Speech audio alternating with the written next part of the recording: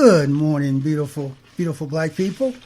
I hope that all is well in your world and this beautiful day in late June of the year 2020. I hope this day become a fantastic day for you and all of your wonderful, wonderful loved ones. It is already beginning to be just an exciting, successful day for me right here on this plantation called America.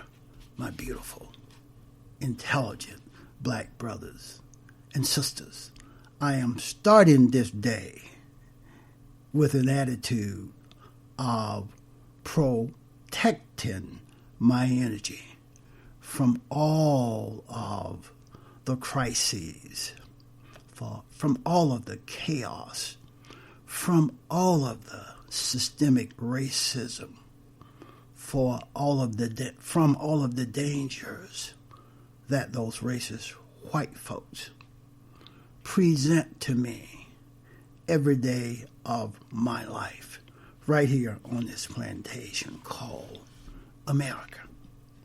Today, I want to commend actors and actresses like Idris Elba, Viola Davis, and even Queen Latifah. I would like to commend those black artists for what they are attempting to do. They are showing that they do have some real character, and they have not forsaken their loyalty to black folks for money, opportunity, position, recognition, etc., etc., and showed the rest of us black folks that they really have no character at all. Those folks. And also, I would like to mention that Kerry Washington and Chadwick Boseman are added to that group of people that I am commended. They wrote a letter to racist, white-owned, white-controlled Hollywood. And the letter is demanding that those racist white folks of Hollywood divest from supporting racist police.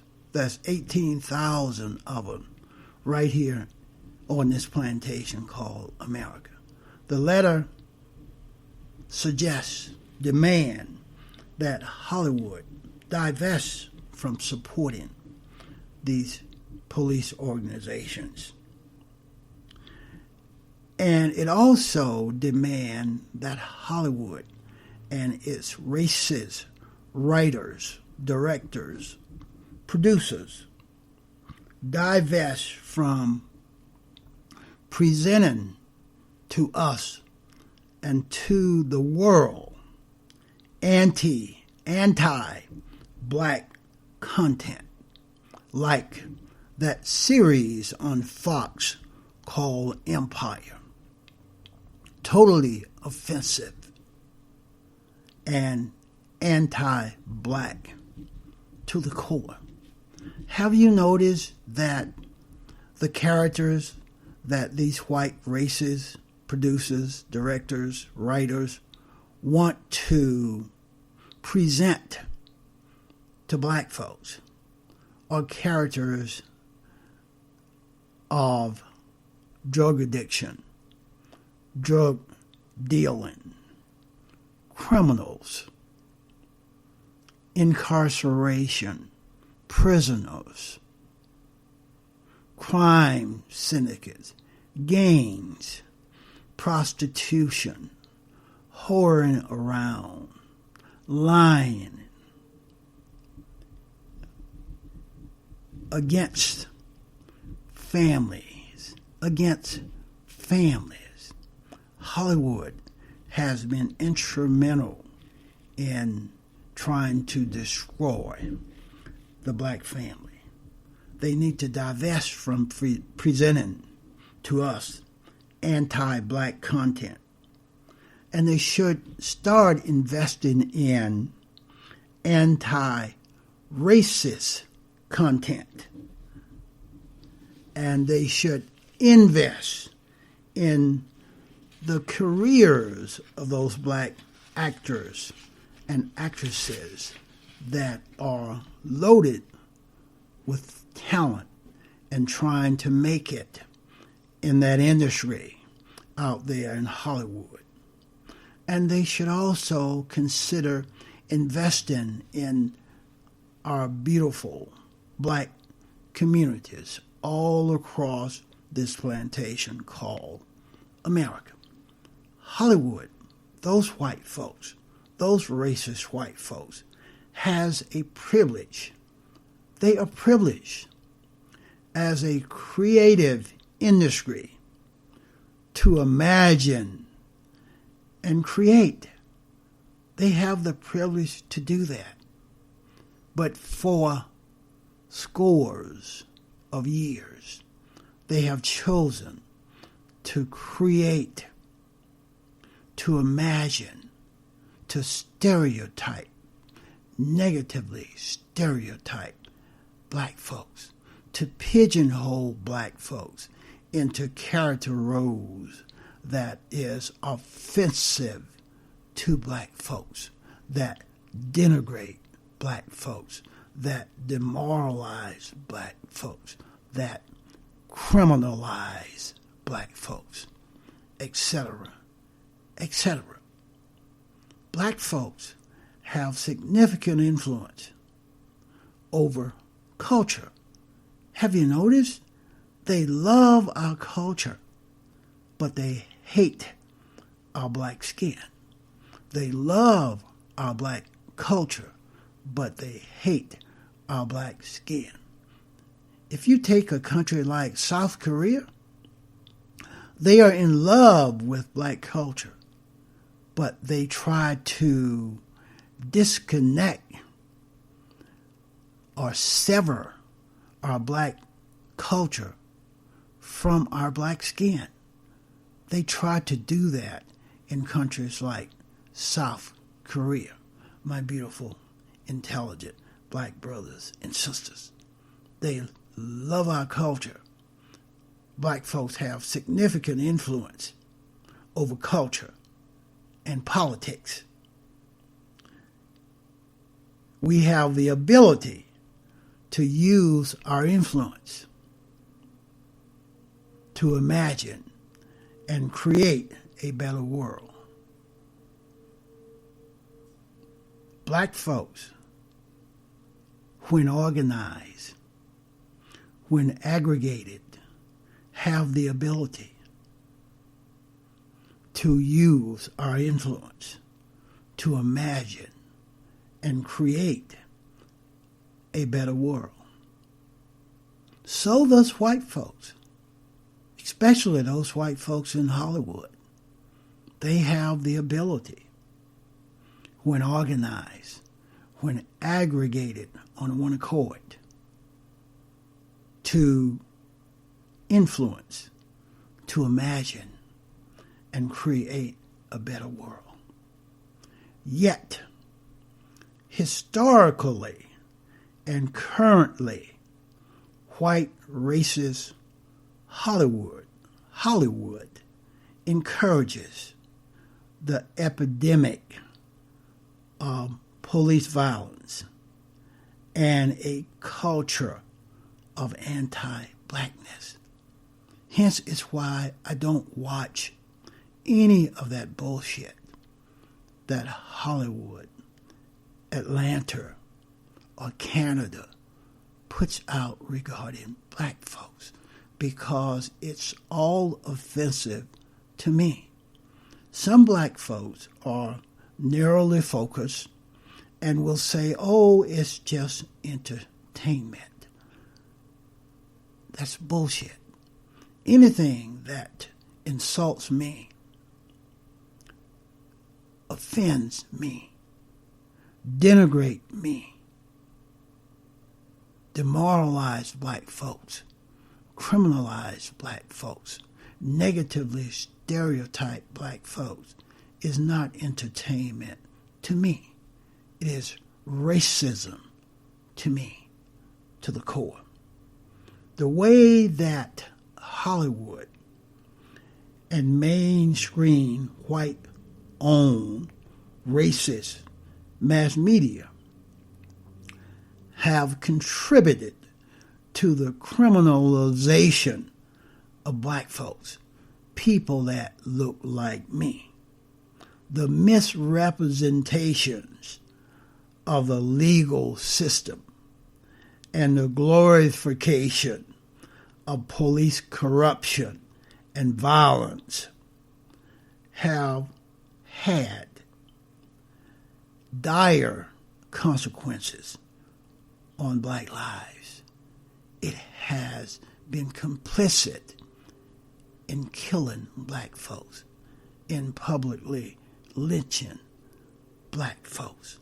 Hollywood and the mainstream media are complicit in that police brutality, in the public lynching, in the death of people like George Floyd, Rayshard Brooks, Ahmaud Arbery, Breonna Taylor, Eric Garner, Trayvon Martin, Michael Brown, Tamir Rice, Sandra Bland, etc., etc. The misrepresentation of the legal system that Hollywood presents to us in their series, in their movies, in their television shows, have had dire consequences. It has killed black folks, my beautiful, intelligent black brothers and sisters. And when black folks, some black folks, say to me, oh, forget it, it's just entertainment. It's just another indication to me that there will always be some black folks that are blinded, that are socially engineered to accept things about themselves that are offensive, that are insulting, that are negatively stereotyping an entire race of black folks. Hollywood should admit that black lives matter. Black lives matter. In light of continued systemic brutal murders of black folks, people that look like me, by white racist cops that have been given a license to kill black folks. It is sanctioned by the state. The state has sanctioned white supremacy from my perspective. The state has sanctioned white supremacy.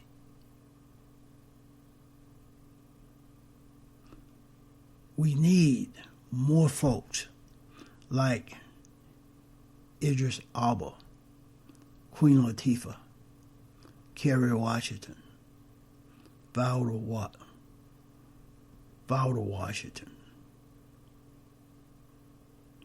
Davis, to aggregate their tremendous platform and push forward to try to change what Hollywood has presented regarding black folks for scores of years now. I see the garbage that Hollywood presents as just more black exploitation.